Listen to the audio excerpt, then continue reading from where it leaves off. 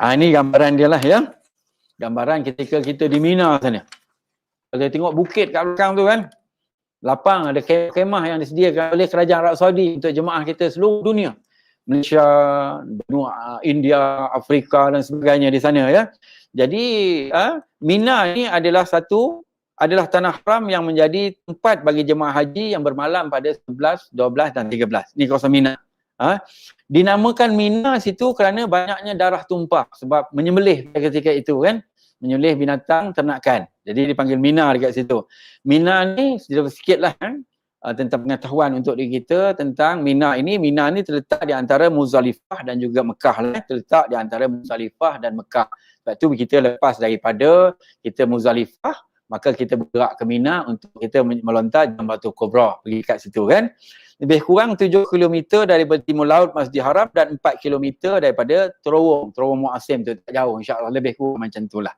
Ni Mina. Kalau kita lihat dekat situ, kemah cukup banyak tuan-tuan. Tapi satu perkara saya nak pesan dekat Mina ni, keperluan asas dia tak banyak.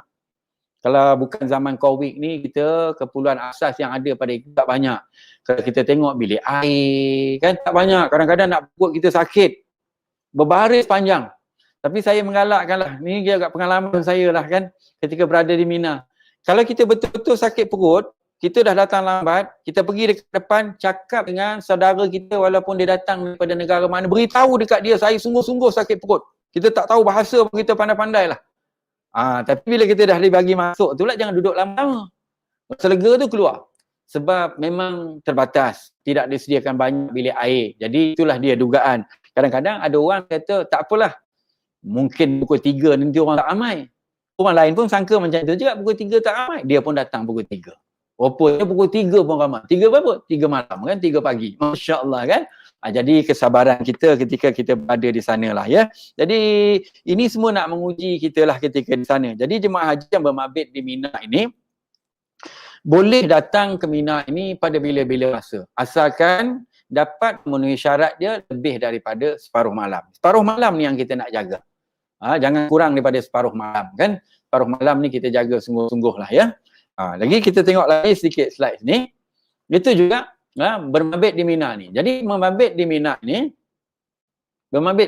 ini pengertian dia, mabit di Mina berada di bumi Mina pada hari-hari tasyrik dalam tempoh lebih daripada separuh malam. 11, 12 dan juga 13 hari bulan Zulhijjah tersebut. Sikit lagi saya sentuh sini perkara yang berkaitan dengan Mina ini. Jadi insyaAllah kita rehat 2 minit, insyaAllah lepas tu kita sambung lagi ya. Jadi bermabit di Mina ni juga ada keuzuran, ada pengecualian jika kita uzur. Yang pertama sekali, mabit di Mina ini, tapi keuzuran itu bukan atas kehendak diri kita lah. Perkara yang terhalang disebabkan bukan kehendak diri kita, bukan sengaja-sengaja kita buat. Yang pertamanya, takut kita terancam. Yang pertama tu kita lihat, terancam keselamatan diri ataupun harta benda kita. Harta benda yang dia amanah pegang kepada kita jaga. Takut terancam juga, itu termasuk juga tak boleh kita. Ini termasuk juga kita, dia pengecualian untuk kita bermabit di Mina ini. Yang keduanya, iaitu menjaga ataupun menemani orang sakit. Contohlah kita pergi dengan ayah kita kan. Sebab kalau nak kata kita ni, kalau pergi dengan orang tua kita, kena banyak sabar. Siapa yang pernah pergi menunaikan fardu haji bersama ibu dan ayah, terutama ibu ayah kita yang dah tua kan, umur 70-an, 80-an. Jadi saya menasihatkan banyak-banyak sabar. Sebab saya ada sikit pengalaman tu kan. Jadi banyak sabar sebab orang tua kan, kita faham-faham je lah ya. Jadi menjaga orang sakit juga dikecualikan.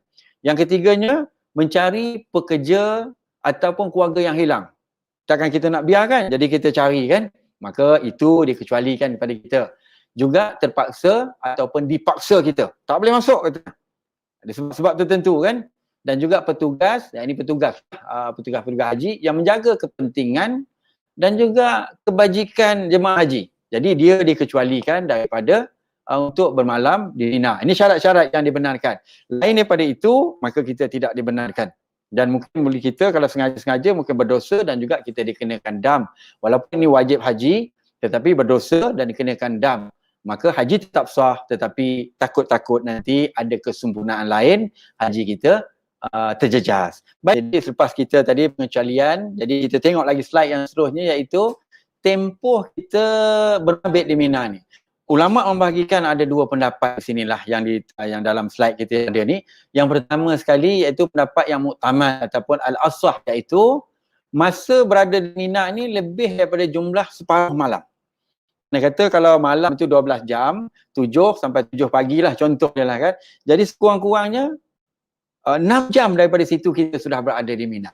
Kalau kurang tu, maknanya tidak mencukupi syarat-syarat untuk kita mabit di Mina itu. Kalau kita nak buat nafas awal nanti, boleh nanti sebab syarat itu tidak sempurna. Yang ni kita kena tengok baik-baik. Dan pendapat yang kedua, ni pendapat yang lemah. Muqabil al-asah, iaitu memadai berada di Mina ketika masuk waktu subuh, yakni azan subuh dilaungkan. Yang ini sebenarnya tidak apa digalakkan kepada kita. Kecuali lah kalau ada kes-kes darurat, sakit dan sebagainya. Yang ni berbeza lah. Jadi bagi kita yang sihat walafiat ni, jadi kita jangan ambil pendapat yang kedua. Biar sempurna, semangat. Sebab pada saya nak buat haji ni, kita banyak pergerakan kan. Kalau kita semayang, banyak baca doa, banyak baca zikir dalam solat kita, baca fatihah. Tapi haji tak banyak. Kita banyak perbuatan, manasik haji yang kita laksanakan. Jadi ambil semangat kita untuk melaksanakan haji. Satu perkara lagi, kita duduk di Mina, bila kita melontar di sana nanti, satu perkara. Melontar ini, minta maaf, bermalam di Mina ini, kita tak boleh wakilkan kepada orang lain seperti mana kita melontar Jamratul Kubra ataupun melontar di Jamrah. Tak boleh diwakilkan. Kena kita bermalam juga di sana. Walau sekalipun kita diusung sekalipun. Yang ni kita kena tengok. Tak boleh wakil kepada orang lain.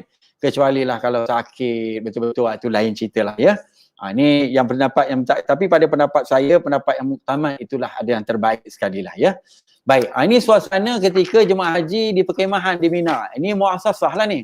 Kita tengoklah ni dalam kemah kita kalau masa dulu kan pergi haji, tahun-tahun yang sebelum dulu, tengok baring dengan tak berbajunya, pakcik-pakcik kita, abang-abang kita tu ya. Dengan pakai singletnya kan. Inilah keadaan kita pada ketika itu, pakai kain ihram tu. Inilah baring tidur malam. Mana yang tidur lasak tu, jangan libas sana, libas kiri, libas kanan. Nanti tersalah libas nanti kan. Sebab tiang pun tak besar, kapet pun tak besar dekat situ kan. Ni kita kerja sama lah. Kalau tersilap, minta maaf kita di sana. Selalu perkara yang saya pesan, kalau kita tertutur kata, kita kasar dekat jemaah yang lain, kita tak tahu ada datang dari Perlis, ada datang dari Sarawak, ada datang dari Johor yang ada sikit perubahan, berbeza. Jadi kalau kita tersilap, Tuan Haji, minta maaf Tuan Haji, kita lebih merendah diri dan sebagainya.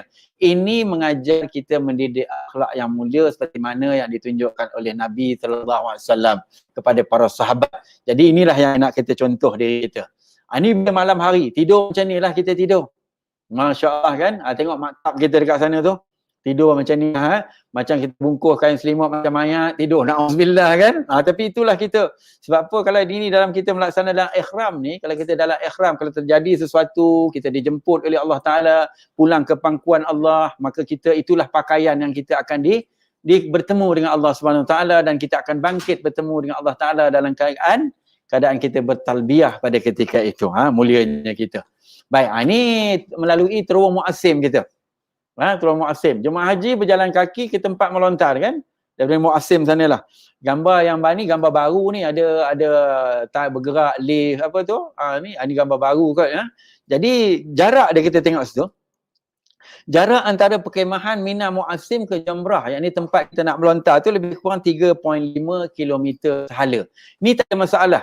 Sebab kita pergi semua satu hala. Balik nanti ikut jalan lain. Jangan balik ikut jalan ni, dia tak sama. Jadi jemaah haji perlu berjalan kaki berulang alik tempat ni, Mu'al ni, selama 3 hari, 11, 12 dan 13. Jalan kakilah kita bergerak. Jadi satu kumpulan jemaah Malaysia akan pergi sana kan. Kita akan melontar di sana. Bergerak dan pusing balik ke Mina. Selesai untuk 1 hari.